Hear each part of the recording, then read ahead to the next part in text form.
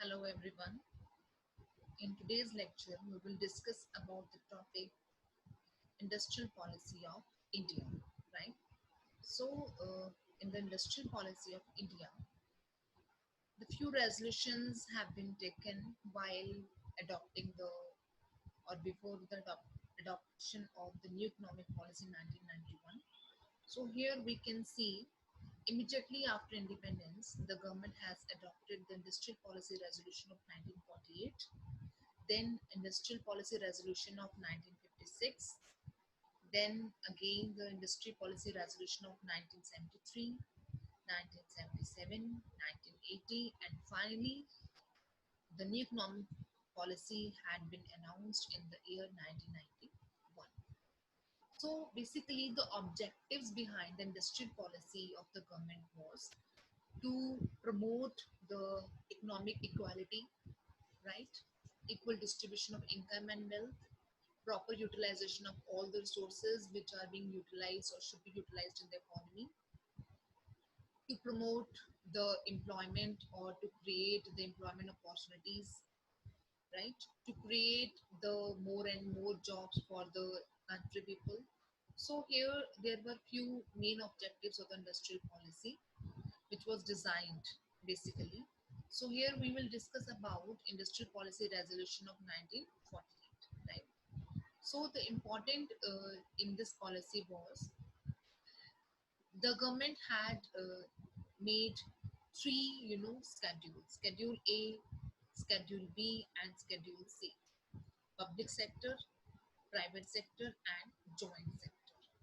But most of the power was lying in the hands of government, and most of the companies, most of the power, and most of the working was under the public sector, and very few industries were left to work under the private sector. For example, cottage and small industries, handicraft, handloom, like these kind of businesses were kept reserved for the private sector. So the one of the most important feature of this policy is Industrial Department and Regulation Act was enacted in 1951. We will just go through the policies of 1948, 56 as very in a speed, because the main policy is 1995. So the objective of the idea 1951 was, or it is, to empower the government to take the necessary steps so that they can regulate the pattern of industrial development through the licensing procedure. So this, paved the way for the industrial policy resolution of 1956, which was the first comprehensive statement on the strategy for the industrial development in India. Next is the Industrial Policy Resolution 1956. So in 1956, nothing new was happened. Same, the power was lying in the hands of public sector. Then domain of the public sector of the government was more in the, you can see here in the slide: railway, air transport, arms and ammunition, and industries were envisaged to be progressively under the state. There were many industries were kept under the control of state, under the control of center, right? So objectives no doubt was to accelerate the economic growth, to boost up the industrialization, to proper utilization of resources, to remove the regional disparities, so that all the regions should grow in a state. So improving the standard of living, reduce disparities. So these kind of objectives were there of the policy of 1956, and note of the policy of 1948 also. So then we can see here the industrial policy resolution 1973. So here, it also provided a closer interaction between the agriculture and industrial sectors. Highest priority was given to the generation and transmission of power. An exhaustive analysis of industrial products was made to identify the products which are capable of being produced in the small scale sector. So here again, the advantage or the few weightage was given to the small scale sector. List of industries was being made which were kept reserved for the small scale sector, and they were expanded from 180 items to more than 500, 500 items. So this was the major, objective or feature of the industrial policy resolution 1973. So within the small sector, a tiny sector was also defined with investment in the machinery and equipment up to the rupees 1 lakh, right? And situated in the town with a population of less than 50,000. So according to 1971 census figures and in villages, that we can say that uh, there was a new sector was raised called as tiny sector for the help of the people or to create the general to create the employment opportunities. Then we can see here the industry policy resolution 1977. It was new. It was nothing new but the old wine in the new bottle, right? So the features here we can see that the government would promote the development of the system of the linkages between the nucleus large plants and the satellites. Actually, now the government interest and the focus was shifting towards this and to boosting the development of the small scale industries, investment limit also, and small scale units and the ancillaries. Here you can see the amount also.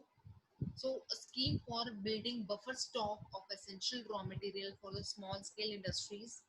It was introduced for the operation through small industries development corporations in the state and the national small industries corporation in the center. So again here you can see the industrial policy resolution 1980, right? So correction of regional imbalances, strengthening the agricultural base, promotion of economic federalism, consumer protection against the high prices. So these were the features of the industrial policy 1990. But finally, when the industrial policy 1991 came into existence, it changed the whole scenario. So it typically focused on the industrialization, especially to improve the backward areas of the country and to remove the regional disparities with the help of the appropriate incentive schemes, institutions, and infrastructure investments. And the new thing which was created or you know uh, brought into the mind of the government was foreign investment and technology collaboration. It was welcomed very much to obtain the higher technology so as to increase the exports, number one, to expand the production base and to promote and to create a substitute of those products which we were earlier dependent on imports and dependent upon the foreign firms, to abolish the situation of the monopoly, right? Workers' participation in management. This criteria was promoted in the industrial policy of 1991. That's why the policy was very famous, or it's very famous nowadays. We are used to study the economic policy in 1991.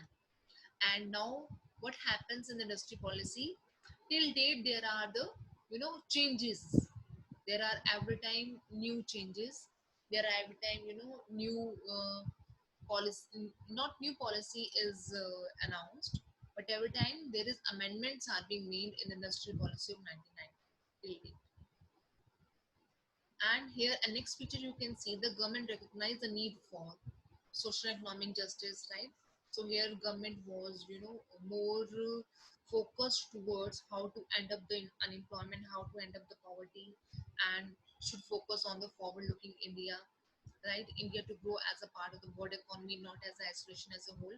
So we should have to create such kind of environment in which we should invite the multinational companies to invest in India and should promote the domestic firms who are giving very higher or good kind of return of the past track record of 3 years. So they should be boosted to invest further in other countries. In other feature you can say enhance support to small scale sector, especially so that they can flourish such kind of environment so that they can be economic sufficient or efficient and continuous technological upgradation can be made. So emphasizes on the building our ability to pay for imports or create substitute products for imports, and we should create the foreign exchange earnings. So here I have written few of the objectives of industrial policy 1991. Here you can see industrial licensing, foreign investment, foreign technology agreements, public sector policy, and MRTP Act. So here we will discuss one by one. Number one, industrial licensing. So here what happened? The government went to decrease the industrial licensing process from 18 to 5, right? And areas where security and strategic concerns predominate reserved for the public sector. So here in the nutshell we can say that the industrial licensing, the government had created such kind of environment that industrial licensing was required only for the 5 units, right? Then foreign investment, here we can see that the government realized the need that foreign investment should be there, means MNCs should be allowed with the foreign equity proposals to invest in India. Maybe the technological collaborations, maybe financial collaborations, maybe with the help of takeover mergers and these kind of collaborations. Then here again the foreign technology collaborations or agreements. So automatic permissions for foreign technology agreements in the high priority industry was given, right? So high priority industries like basic industries like infra development, like basic iron and steel kind of industries. So here 100% permission or automatic approval was given under the route of RBI, and here three kind of processes was being made by the government, that is the approval from RBI, approval of FIPB board, and your proposal and objectives should match or coincide with the FEMA Act, right? Then industrial policy in 1991, the next feature is Part D, public sector policy. So that kind of public sector policy announced, which was in the favor of the public sector and in the favor of the private sector to grow much in the future. So portfolio public sector investments reviewed again with a view to focus the public sector on strategy, high technology area and essential infrastructure, because the public sector units which were earlier performing under the earlier objectives, so they were not growing as well as they should. So every six public industries were referred to the BIFR, means Board of Industrial and Financial Reconstruction, especially textile and sugar mills kind of industries. Then a part of the government holding in public sector offered to mutual funds, financial institutions, public and workers. So the main important feature of the public sector policy was MOU.